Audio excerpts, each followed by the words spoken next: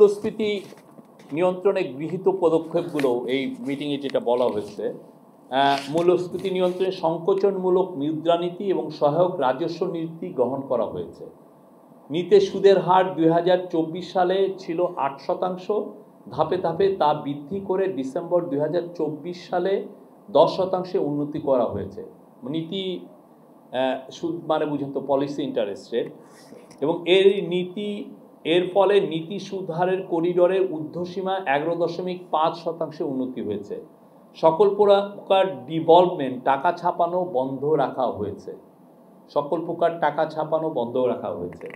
কম গুরুত্বপূর্ণ অপ্রয়োজনীয় উন্নয়ন প্রকল্প বাতিল সহ সরকারি খরচ হ্রাসের সর্বোচ্চ প্রচেষ্টা অব্যাহত রয়েছে।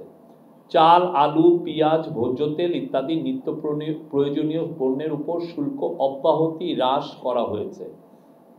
ঢাকা এবং চট্টগ্রাম জেলা শহরে OMS এর মাধ্যমে ডিসেম্বর মাসে সুলভে সবজি বিক্রি করা হয়েছে।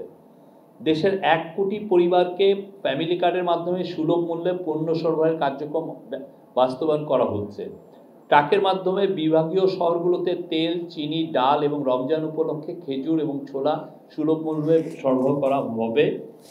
বাণিজ্য মন্ত্রণালয়, জাতীয় ভোক্তা অধিকার সংরক্ষণ অধিদপ্তর বাজার মনিটরিং কার্যক্রম জোরদার করেছে। এর ফলে প্রতিটি জেলায় 10 সদস্য বিশিষ্ট টাস্কফোর্স গঠন করা হয়েছে।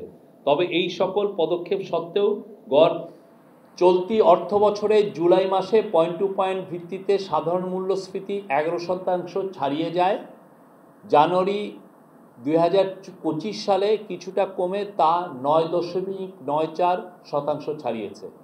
সবচেয়ে যেটা উল্লেখযোগ্য সেটা হচ্ছে পয়েন্ট টু পয়েন্ট ভিত্তিতে ডিসেম্বর মাসে খাদ্য মূল্যস্ফীতি হয়েছিল 12.92%।